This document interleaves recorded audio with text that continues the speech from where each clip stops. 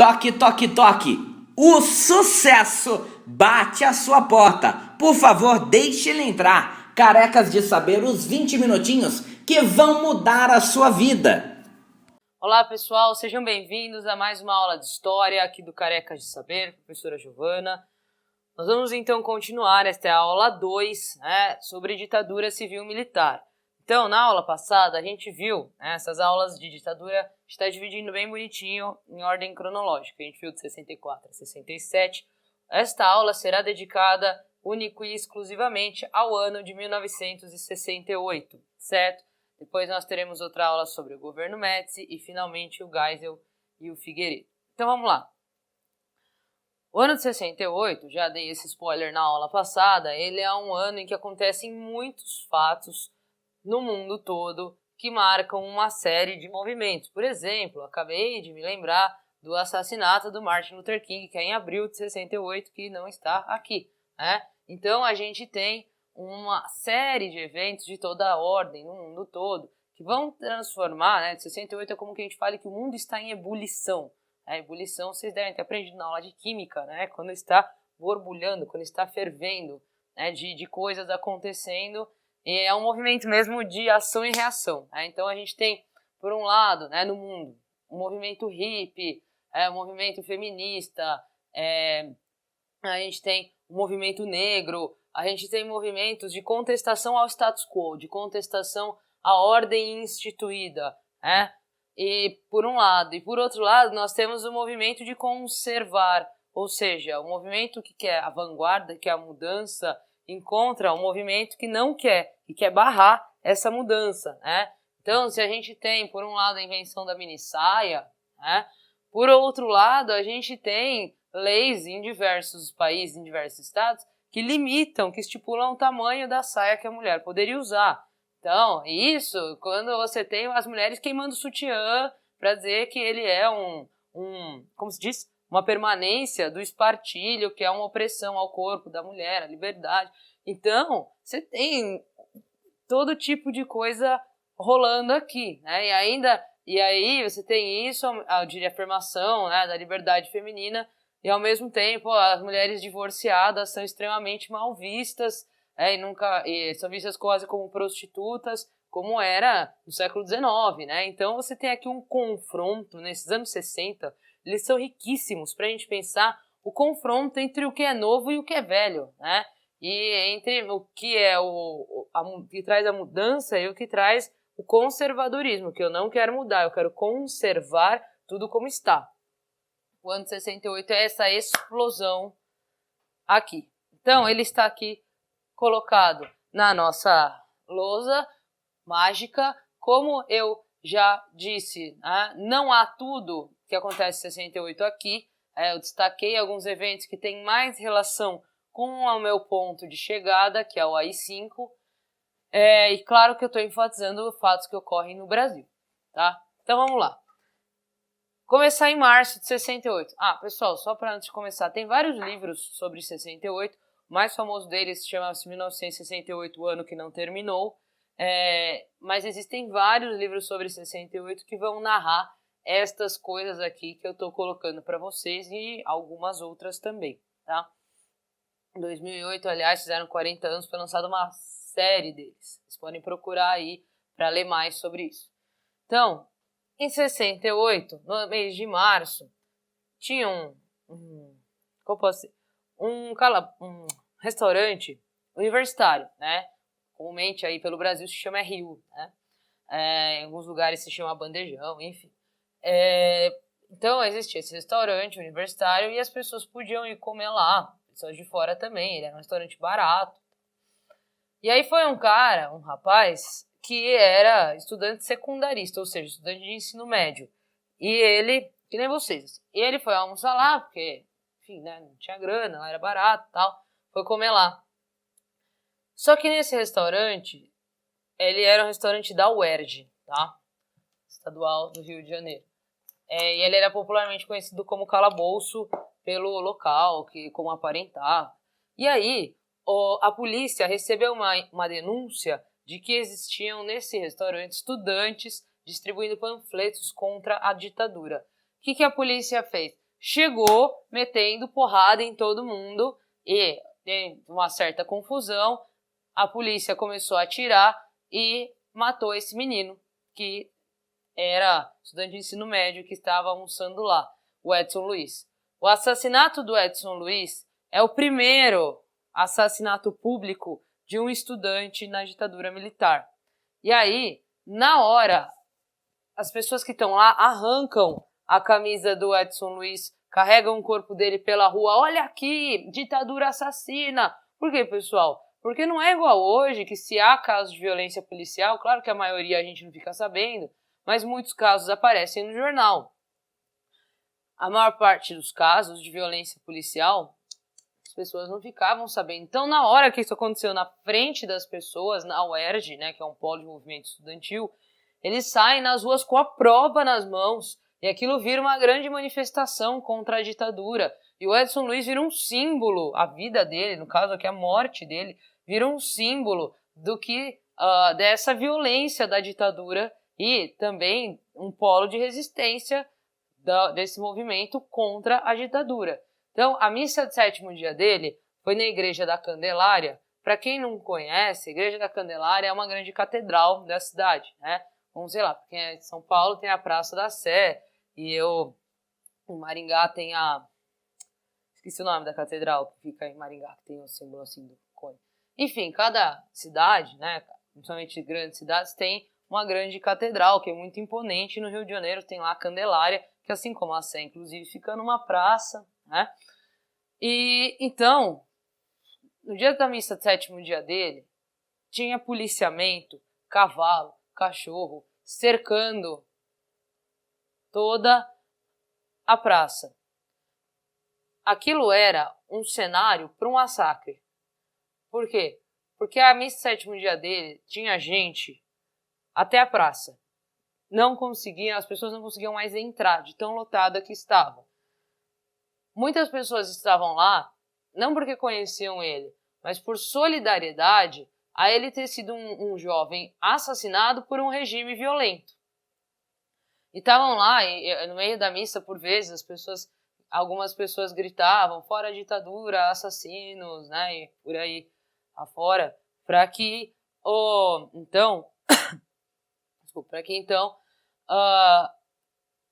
se colocasse, né, se afirmasse a razão da morte daquele menino. E no entorno, a polícia preparada para a guerra. Qualquer mínima faísca ia explodir um caldeirão, porque estava todo mundo cercado. E se a polícia avança com cavalos e com armas e tudo mais que ela tinha, aquilo ia virar uma praça de guerra. É claro que houve alguns incidentes isolados, algumas pessoas foram levadas, mas transcorre tudo bem. O próximo grande movimento que a gente tem não é no Brasil. É o movimento Maio Francês. Para quem sabe alguma coisa sobre o movimento estudantil, certamente já ouviu falar do Maio Francês. O Maio Francês é a realização do sonho de qualquer movimento estudantil, porque ele consegue unir os estudantes aos operários. Unir as duas causas num único grande movimento. Os operários, mais de 10 milhões de operários na França, fazem uma grande greve geral que desejava melhores condições de trabalho, aumento de salários. É uma greve que para eles tem uma função de greve, ou seja, de melhoria de direitos trabalhistas. Os estudantes vão unir-se a eles e vão promover movimentos de ordem libertária. Então, eles falam, os estudantes, principalmente da Nanterre e de Sorbonne, eles defendiam os 3 M's. Os 3 M's eram Marx, Mao, o Mao Tse-tung, que faz a revolução na China, e o Marcuse. O Marcuse, ele é um francês que ele une a ideia do Marx de libertação social à ideia do Freud de libertação sexual. Então ele diz que a liberdade plena é só se a liberdade política for associada à liberdade do corpo. Então Marx e Freud juntos, o socialismo e a sexualidade, resultam no Marcuse, que são os chamados 3 M's que os estudantes franceses defendiam. Nos muros da França se lia c'est interdire à interdit, ou seja, é proibido proibir. O Caetano Veloso escreveu uma música chamada É Proibido Proibir, em homenagem a este movimento. Nós falaremos em outra aula só sobre essa produção cultural da ditadura, com destaque, né, para a obra do Caetano Veloso, do Chico Buarque, é impossível não destacá-los, e do Gil, evidentemente. E eles formam, pessoal, barricadas em Paris e nas cidades do entorno. Vocês sabem o que são barricadas? Barricada é quando você pega um monte de gente, um monte de objetos e sai jogando, tipo móveis, mesas, cadeiras, pneus, muitas vezes, e vai jogando e formando aquilo uma barreira física que impede que a repressão, a polícia, o exército, o que quer que seja, venha te atacar, né? Em 2011, se eu não me engano, 2012, né, quando teve lá movimentos na periferia de Londres por conta das Olimpíadas, eles faziam barricadas com carros, né? Eles viravam os carros e faziam barricadas. As barricadas são uma tradição na França desde a Revolução Francesa. Em todos os movimentos que a gente estudou na Europa no século XIX, existe a tradição das barricadas. E aqui eles vão retomar as barricadas então. Como que esse movimento acaba? Esse movimento, né, que une operários e estudantes, esse movimento que fala de liberdade em todos os sentidos, que fala da liberdade política, fala do socialismo, fala da libertação sexual.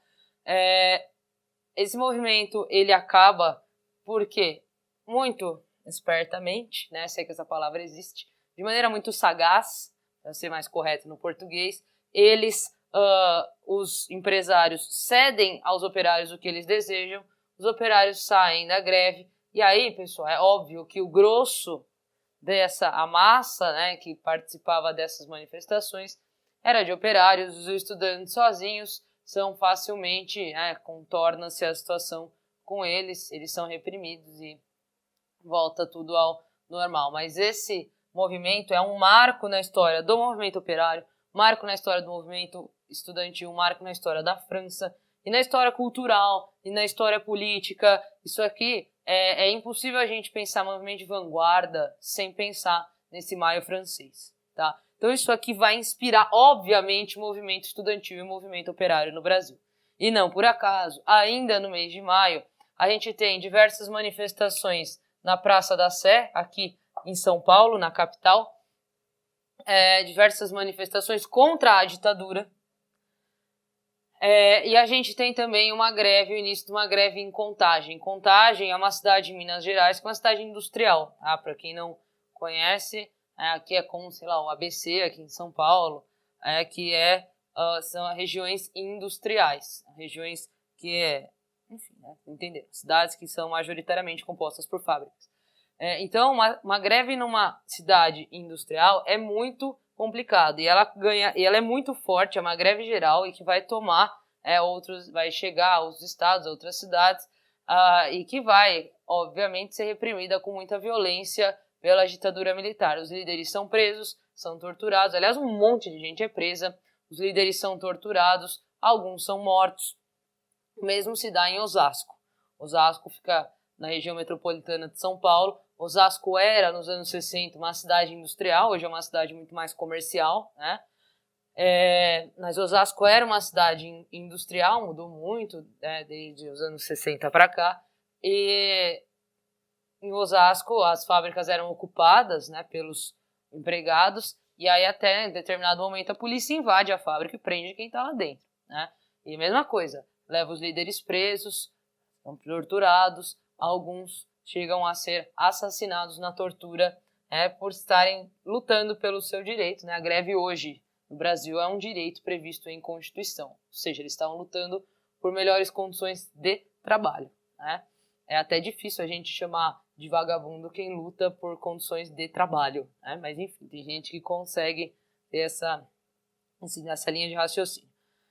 Ainda então aqui em junho e julho, a gente tem a Passeata dos 100 mil. A Passeata dos 100 mil, ela é um movimento muito famoso, que ela reúne lá 100 mil pessoas. Quer dizer, 100 mil pessoas oficialmente.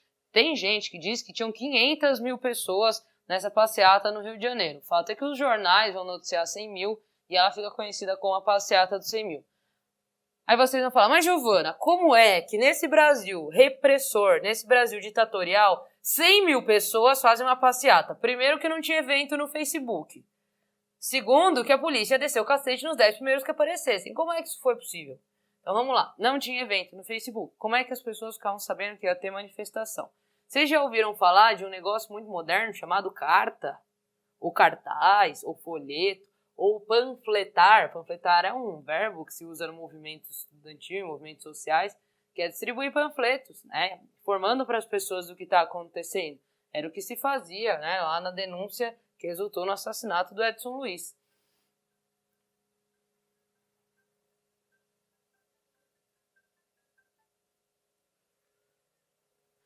Desculpa.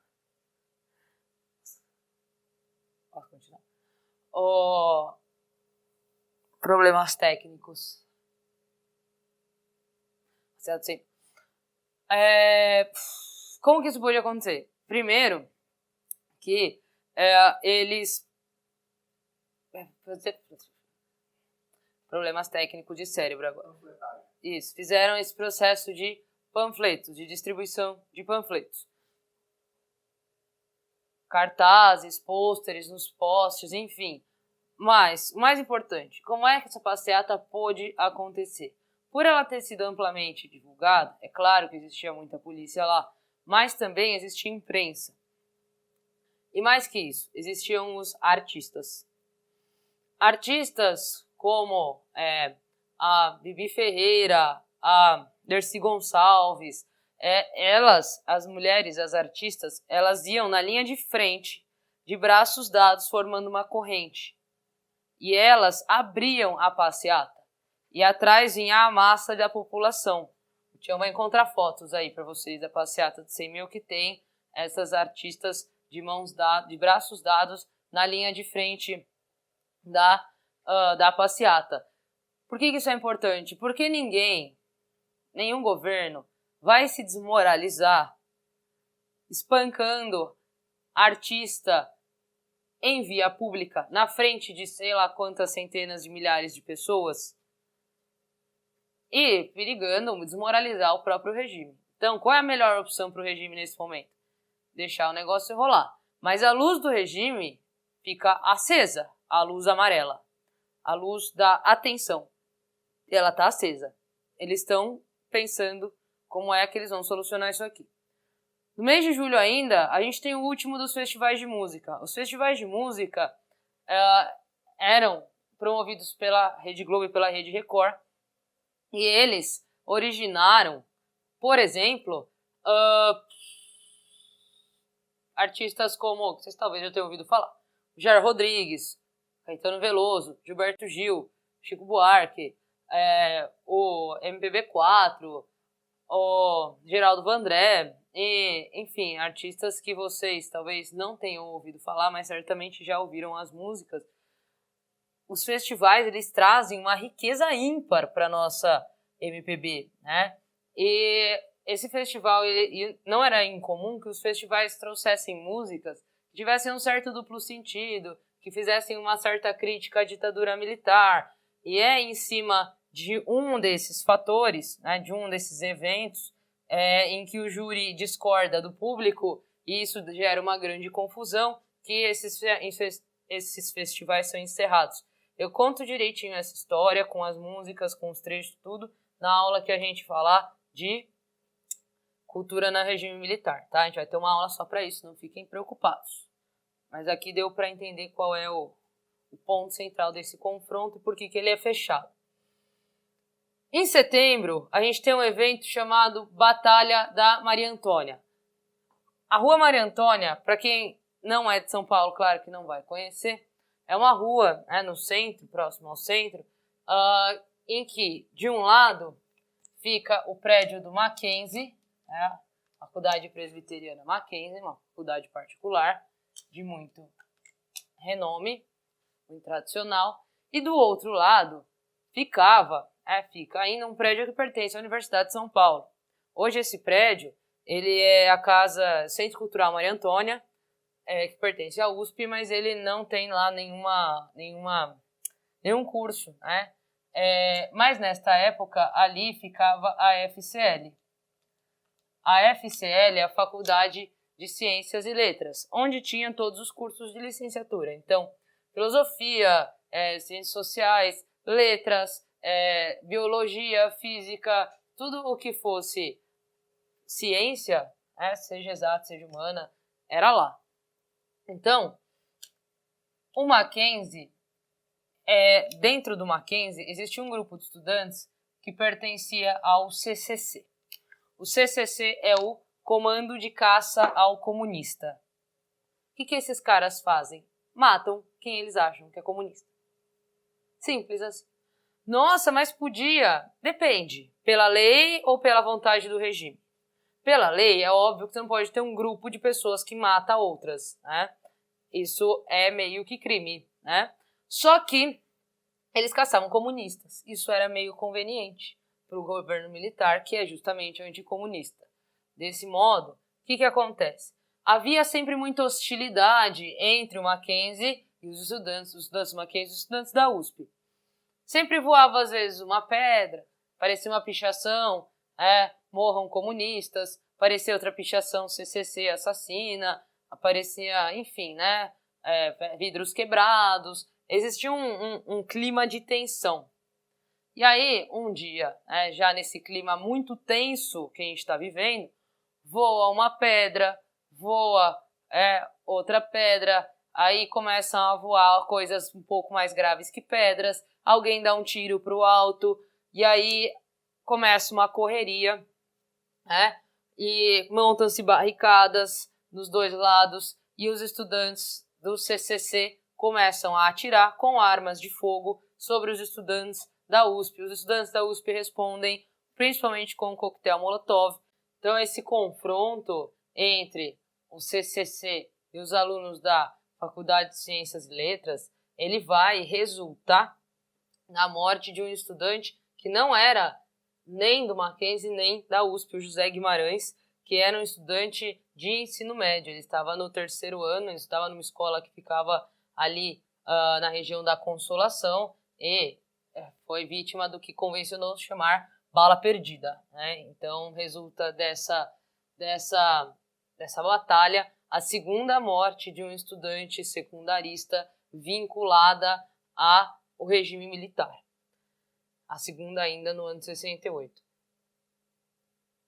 Enquanto isso aqui estava rolando, inclusive estava acontecendo a organização do Congresso da UNE em Ibiúna, da qual eu vou falar em 1 minuto. Primeiro eu vou falar da Primavera de Praga para seguir nossa ordem cronológica. Então, em Praga, para quem tem dificuldades geográficas, é a capital da República Tcheca. A República Tcheca não existia nessa época, existia um país chamado Tchecoslováquia, cuja Praga era a capital. A Tchecoslováquia compreende os atuais territórios da República Tcheca e Eslováquia, que depois se separaram. E a Tchecoslováquia é um país comunista, certo? Assim como o Brasil é capitalista e é controlado pelos Estados Unidos, na Guerra Fria, os países comunistas são controlados pela União Soviética, ainda mais este país que tem uma proximidade geográfica intensa com a União Soviética. E aí tem um cara, um líder lá de Praga, lá da Tchecoslováquia, que resolve propor uma nova versão do socialismo. Ele resolve propor um socialismo humanitário, o Dubček, Dubček é o nome dele, um socialismo democrático até certo ponto. Então ele começa a colocar liberdade de imprensa, ele começa a falar de liberdade de expressão. Pessoal, vejam, num país comunista vizinho da União Soviética, o que vai acontecer? As tropas do Stalin, as tropas do Pacto de Varsóvia, o Pacto de Varsóvia vai invadir Praga e vai acabar com essa festa. Fala, ó, seguinte, socialismo aqui, sob o comando da União Soviética, é ditadura. Não tem essa de democracia, não. Vocês querem o quê? Vocês querem desestruturar tudo o que o Stalin fez? Então, acaba com isso. Mas aqui a gente tem um movimento de rever o próprio socialismo, além de ser um movimento revolucionário num país comunista. Muito bem. No mês de outubro nós temos o Congresso da UNE. O Congresso da UNE, a UNE, União Nacional dos Estudantes, portanto, estudantes do país inteiro querem se reunir para organizar, tá, diante desse caos aqui, o que nós, como movimento estudantil, vamos fazer? Então, eles resolvem se reunir num local, tá, mas onde? Então, meu tio tem um sítio em Ibiúna, vamos lá, vamos. Então, resolvem que eles vão se reunir em Ibiúna. Eles vêm do Brasil inteiro e vão se reunir nesse sítio. São ali cerca de 2.000 estudantes, se eu não estou enganada, tá? É evidente aquele monte de movimentação, um monte de gente diferente, que não é da cidade, que tem aquele estereótipo de estudante de esquerda que é um tanto diferente da população de Ibiúna do que a população de Ibiúna estava acostumada. Alguma coisa estava acontecendo. Alguém vai ligar para a polícia e vai denunciar. A polícia vai invadir o sítio de Ibiúna e vai prender as principais lideranças estudantis. São mais de 200 estudantes presos. Os outros correm, né, se espalham, alguns se escondem num mosteiro que tinha por ali, em igreja. Eles vão se esconder onde for possível para fugir da polícia. A polícia ainda assim, né, prende mais de 200 alunos, como eu já disse. E esse congresso, então, ele desmonta o movimento estudantil. Ele desmonta o que existia de estruturação do movimento estudantil até então.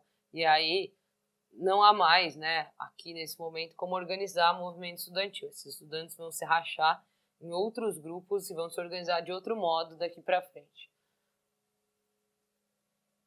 Em setembro, a gente tem um outro evento, que eu não coloquei aqui. Vou puxar aqui a cor de setembro é essa. Em setembro, existe um negócio que vocês talvez já tenham ouvido falar, que chama dia 7 de setembro, feriado da Independência, certo? Então, no feriado da Independência, tradicionalmente, pelo Brasil, a gente tem paradas militares, tem desfiles militares. E aí, tem um deputado do MDB, chamado Márcio Moreira Alves, que ele faz um discurso que propõe um boicote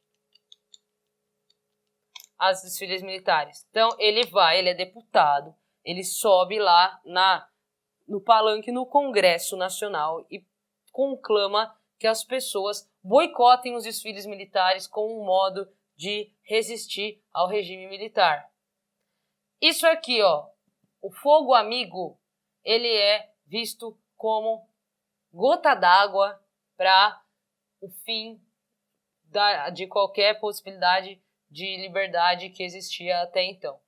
Apesar dessas coisas acontecerem depois, isso aqui é visto pelos livros de história como a gota d'água para o AI-5, para o decreto do AI-5. Então, no dia 13 de dezembro de 1968, decreta-se o ato institucional número 5. O AI-5 foi o nosso mais violento ato institucional. Ele vigorou até 1979. O AI-5 é um documento simples, que tem 5 páginas, 12 artigos, e eu destaco aqui que ele permitia que ele fechava o Congresso por tempo indeterminado. Todas as vezes, né, a gente falou fechamento do Congresso por um tempo, temporariamente. Tempo indeterminado, fechamento do Congresso. Tem até imagens dos presidentes, acho que é o Costa e Silva, sentado no Congresso totalmente vazio. As 500 cadeiras vazias e ele sozinho, porque ele acaba acumulando o poder legislativo já que o Congresso está fechado. O poder de demitir funcionários públicos, inclusive juízes. Por que inclusive juízes é importante? Porque se o cara comete um crime contra a ditadura militar e o juiz absolve, esse juiz é demitido. Então, aqui vejam que eles se apropriaram dos 3 poderes. Eles já são o poder executivo. Fecha o Congresso, eles viram o poder legislativo. Tem os juízes na mão, tomam o poder judiciário. E tem gente que diz que no Brasil não teve ditadura porque nunca deixaram de existir 3 poderes. Nunca deixaram de existir mesmo. Só o legislativo que deixou de existir umas dezenas de vezes. E o judiciário estava plenamente controlado. O mais importante decisão do AI-5 é o fim do habeas corpus. Não existe mais habeas corpus. O que é habeas corpus? Habeas corpus é o seu direito de responder a um processo em liberdade. Então, você tá lá com seus amigos na sexta-feira à noite na esquina, de boa, tal, conversando. Aí passa o carro de polícia e fala, 3 jovens na rua depois das 10 da noite, é vagabundo, vamos levar preso, leva vocês presos. Se existisse habeas corpus, eles iam colocar lá, denunciar vocês por vários crimes que eles quisessem lá. Sei lá, por balbúrdia, baderna, desordem pública ou desacato, o que eles quiserem. E vocês podem responder esse processo em liberdade? Não, não podem. Eles vão ficar presos. Eles vão ligar pra mamãe pra avisar que vocês estão presos? Não. O que vai acontecer com vocês? Eles vão ficar presos. Se vocês forem legais, eles vão só dar um monte de porrada em vocês e depois liberar. Se não, vocês podem ficar lá presos alguns dias, algumas semanas, quiçá um mês, pra vocês aprenderem que 10 da noite não é horário de gente estar na rua, gente de bem fica em casa. Né? Então, o fim do habeas corpus, ele traz uma profunda violência para essa ditadura militar. Aqui não existe mais a menor possibilidade de manifestação pacífica. Não tem mais isso aqui, essas manifestações passeata, não é mais uma opção de luta, porque isso aqui as pessoas vão ser enquadradas. O AI-5 é um cartão para a população brasileira para dizer agora não tem mais festa, acabou a liberdade, certo? O sinal amarelo estava aceso para a ditadura, o que ela faz? Acende o sinal vermelho para a população brasileira. E aí, daqui para frente, o bicho vai pegar e muito. E a gente continua a falar disso na próxima aula.